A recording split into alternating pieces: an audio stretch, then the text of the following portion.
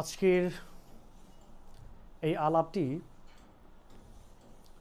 বাংলার মানুষের, আপামর জনগণের জন্য, খেটে খাওয়া মানুষের জন্য, শ্রমজীবী মানুষের জন্য।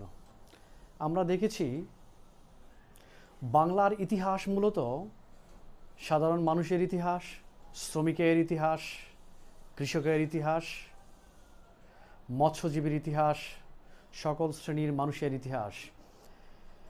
এখানে যে শ্রেণী বৈষম্য রয়েছে সেটির ইতিহাস আমরা দেখেছি।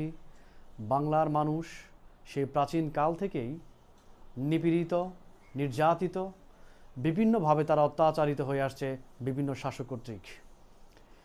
এখন সময় এসেছে সেগুলো ভেঙে দেওয়ার, এই নিম্নবর্গ মানুষের জন্য কাজ করার, যাদেরকে আমরা সাবলটার্ন বলে থাকি,